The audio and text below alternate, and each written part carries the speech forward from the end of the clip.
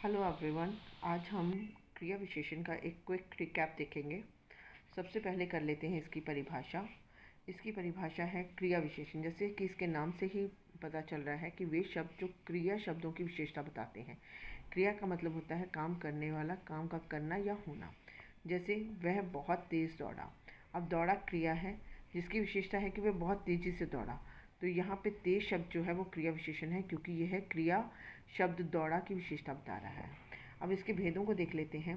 इसके 4 तरह के भेद होते हैं। पहला है रीतिवाचक, कालवाचक, स्थानवाचक और परिमाणवाचक। सबसे पहले देखते हैं रीतिवाचक क्रिया विशेषण। रीतिवाचक क्रिया विशेषण वह शब्द होते हैं जो क्रिया की रीति, ढंग, तरीका आदि के बारे में बताते हैं। जैसे वह सुंदर लिखती है।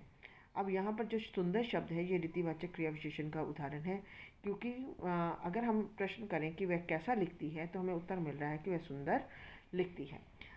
रीतिवाचक क्रिया विशेषण शब्दों के अन्य उदाहरण हैं, जैसे धीरे धीरे, अनायास, सहज, जैसे जैसे, झटपट, हंसते हंसते, अवश्य, सचमुच, एकाएक, शायद। अब जिस भी वाक्य में ये शब्द आ जाएंगे और उनमें क्रिया की विशेषता इन शब्दों के माध्यम से बताई जा रही है तो वो रीतिवाचक क्रिया विशेषण के उदाहरण हैं। और इसमें जो प्रश्न किया जाता है वो कैसे शब्द लिखकर, कैसे शब्द डालकर ही किया जाता है। अगला जो भेद है वो है कालवाचक क्रिया विशेषण। कालवाचक क्रिया विशेषण की परिभाषा है वे शब्द जो क्रिया के होने के समय का बोध कराएं। तो काल का मतलब होता है समय, और वे शब्द जो क्रिया के समय का बोध करवाते हैं वो कालवाचक क्रिया विशेषण कहलाते हैं। जैसे कि पिताजी कल आएंगे, पिताजी कब आएंगे। अब यहाँ पर जो शब्द आता है वो आता है कब। कब का उत्तर मिल रहा है हमें कल। तो यहाँ पर कल शब्द जो है वो कालवाचक क्रिया विशेषण का उदाहरण है। कालवाचक क्रिया विशेषण के अन्य शब्द हो सकते हैं कल, परसों, अब, जब, तब, तुरंत, पहले, नित्य, सदा, दिन भर, प्रतिदिन, अक्सर, बारंबार, घड़ी घड़ी इत्यादि। और इसका जो शब्द होता है वो होता है कब। मतलब कब शब्द लगाकर हम उससे प्रश्न पूछ सकते हैं। अगला है स्थानवाचक क्रिया विशेषण। स्थानवाचक क्रिया विशेषण की परिभाषा है क्रिया के स्थान आदि का बोध। कि वे शब्द जो क्रिया के स्थान आदि का बोध करवाते हैं वो स्थानवाचक क्रिया विशेषण कहलाते हैं। जैसे वह भीतर बैठे हैं। अब बैठा है या बैठे हैं, वह भीतर बैठे हैं।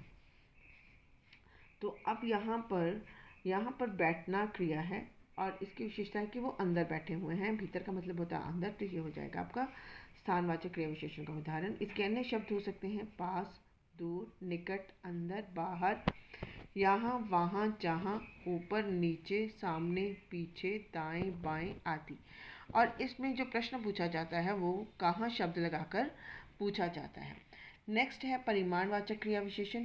परिमाणवाचक क्रिया विशेषण की परिभाषा है कि वे शब्द जो क्रिया के परिमाण का बोध करवाते हैं वो परिमाणवाचक क्रिया विशेषण कहलाते हैं। जैसे कि कम बोला करो, इसका उदाहरण है कम बोला करो। अब बोलना भी क्रिया है, और कितना बोला करो, कम। तो इसमें जो शब्द लगता है वो लगता है कितना। कितना शब्द लगाकर हम प्रश्न बना सकते हैं।